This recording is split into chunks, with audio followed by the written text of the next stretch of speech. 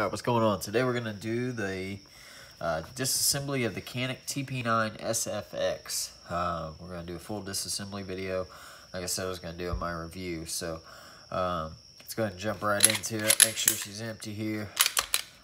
Go ahead and do a build strip. Maybe. Just do all your simples first here. We'll go ahead and start with the slide. And that's pretty easy.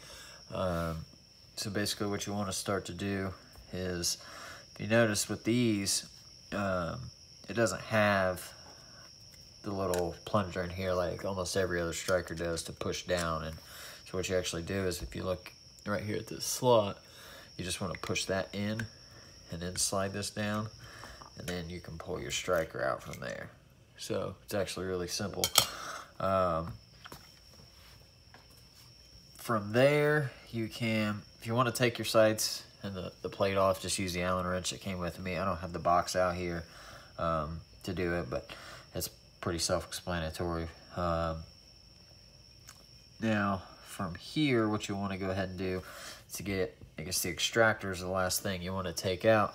And when you look down, grab a punch here, you want to push down this right here with a punch. I'm just going to go ahead and get these set out. And you'll see what will happen. I'll push down and the extractor will pop out. Be careful, there's a spring back here. Just like that. And you can lose it that quick. So, lost the firing pin block. I should have known better than that, but tell people to watch out, and then I do it myself. It should be right back here. We'll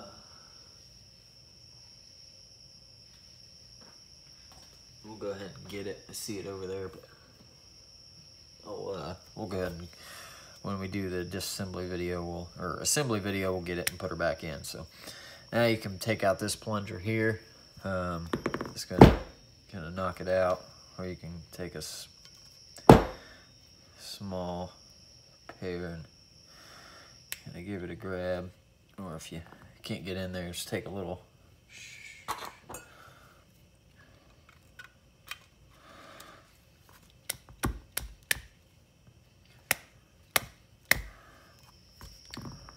It's not held in by anything. You just gotta be able to get to it, get on it.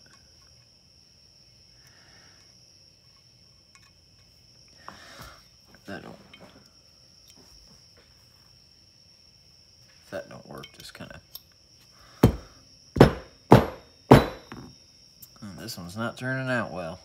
I don't know why it wants to be a pain.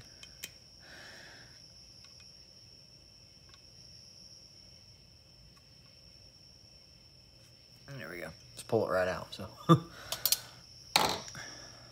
hopefully that'll be the last issue we have. So go ahead and set the slide off to the side, and then we can start on the frame. I'm gonna go ahead and put these parts in this bin. Save the rest for my little one here. So, all right, we'll go ahead and start. Now I'm gonna go ahead and pre-warn you, getting this thing apart is going either, I don't know the proper way of doing this, or you're gonna put a little indentation in the plastic of the gun. I can't, they've got a roll pin through your takedown lever here that you got to take out. So you got to drive that little roll pin out and it's got to come out the bottom, or up the top, actually go up the top, and that's where you can see when I did my pre-takedown, I put a little indentation here so I could get the pin to drive up in there.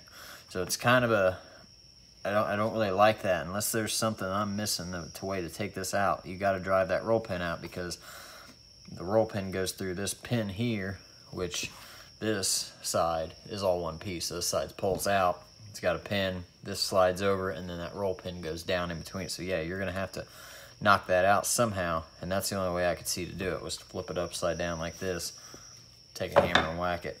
But we'll start with this front pin here. What did I do with that? Go ahead and knock it out.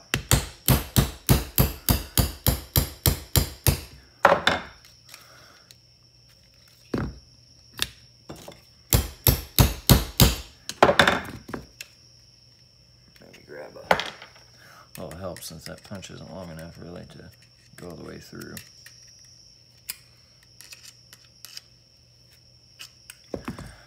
I'll just go with a little smaller one since it's a solid. Let's go even longer.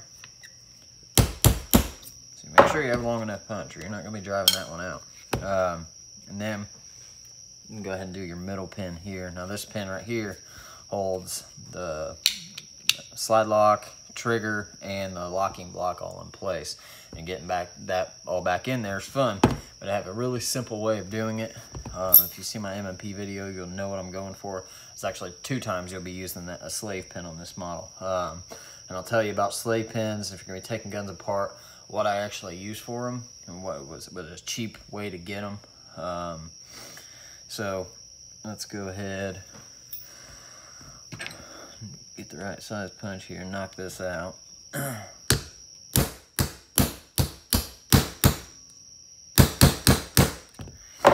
See, the trigger kind of fell down there.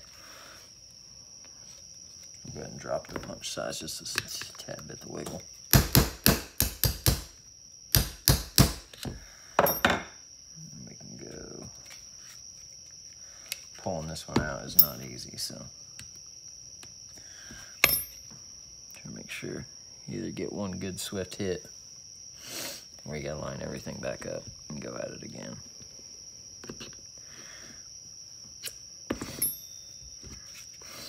Go ahead and try to pull it out with pliers, but this pin was pretty hard here, so. I seem to can't find my other punch I was using. Go ahead and line this all back up.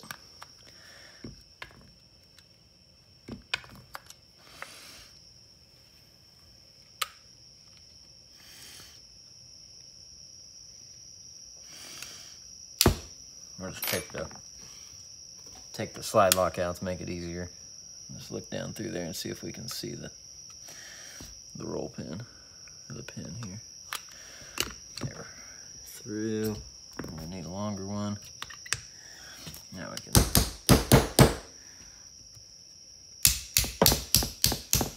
drop it the rest of the way out. Then we can pull. Then you got your rear pin here. Take this one out. Hold the sear mechanism and everything in place. Let's get a longer set of punches. Annoying me here.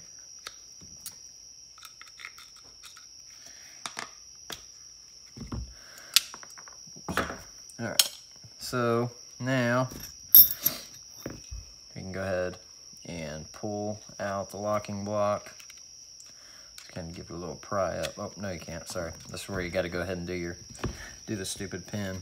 So just go ahead and kind of put your pin down through there.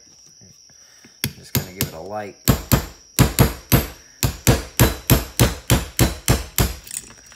tap till you start driving that pin out.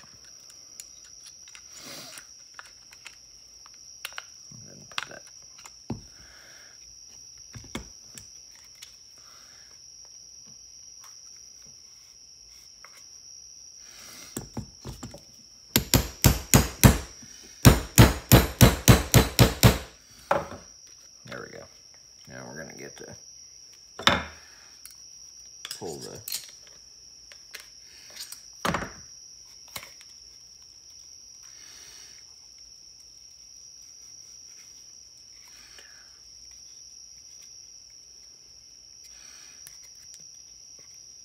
sorry, I'm off camera here.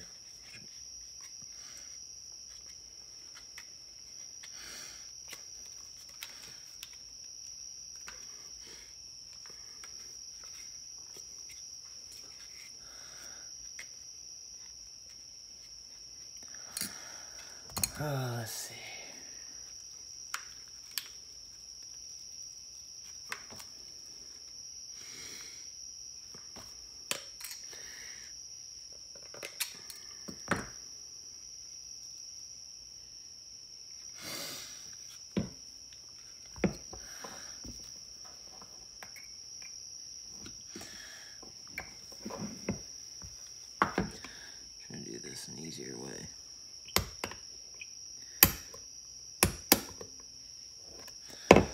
easy way to do it. So I went ahead and drove too far, didn't realize it. And now I got the punches I stuck down in the hole. When I look through the top, pin is out, and it's right here. It's a small little pin, so just be careful. Just gonna pull the punch out here.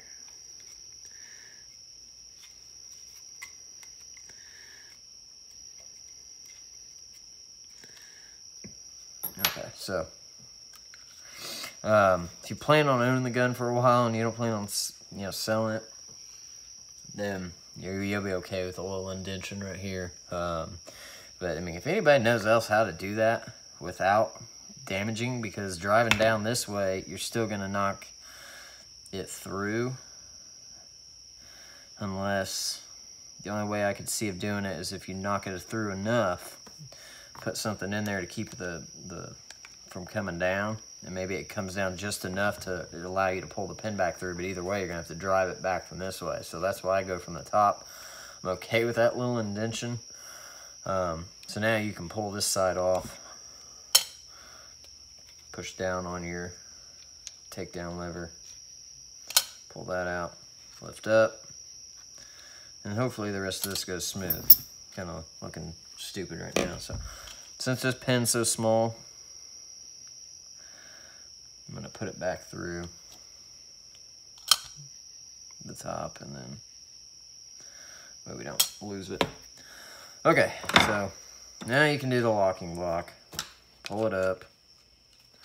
Be careful of this spring because it just sits in a little hole. If you look on the outside of the gun, you'll see that tiny little hole right here, and that's where the extractor spring, or not extractor, spring lock, slide lock spring goes. So got the the locking block out now, and this is the spring, and if you look, it just goes down in the frame into that little hole, and then it sits in the gun like this. The slide lock sits on top of it, and then I'll show you how to get that back in there. An easy way. So, all right, put the bigger parts to the side. Now you can pull out the trigger and the sear block. It'll just come out all at once, and then the frame's complete.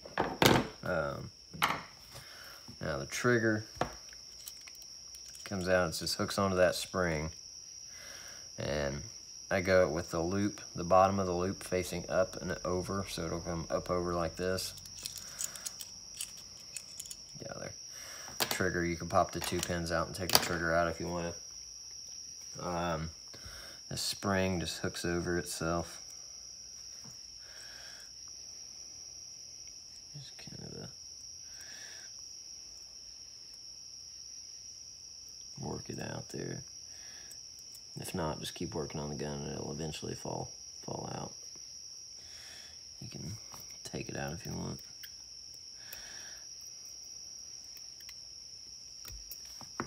A littler one, where's that?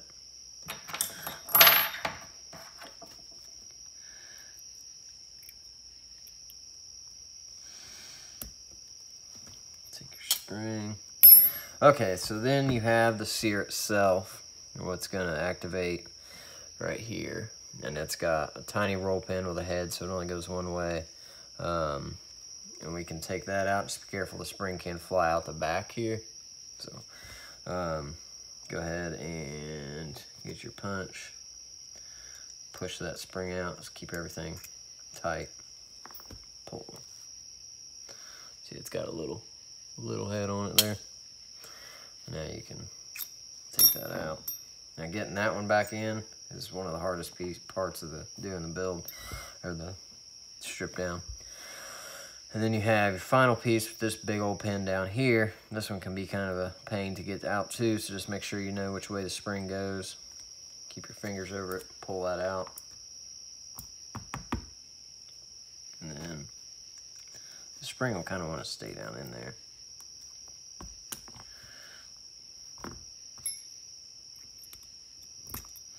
There's no bad thing. So that spring goes back on like this. It's kind of obvious, but goes in like that.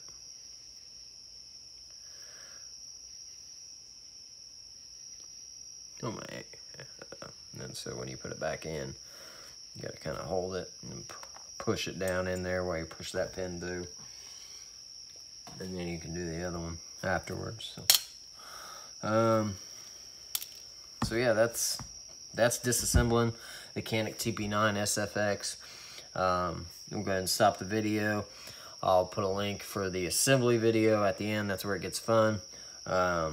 Disassembling, it's the easy part. It's remembering how to put it back together, right? So, but it's fairly simple. We had a few hiccups taking it down, which I didn't have on my pre-run. Every gun I get, I always take it down beforehand, just so I know, I can try to be quick when I do it, so I'm not taking up a bunch of time or sitting here fumbling with a piece. I try to find the easiest way possible for you guys. So, not every time that's gonna happen. I could have stopped the video and redid it, but shit happens. If you've worked on guns and you've never messed up and every disassembly you've ever done is perfect, you're lying. So, yeah, we'll go ahead and stop. Look for the link. I'll post disassembly part 2, and that'll be the assembly.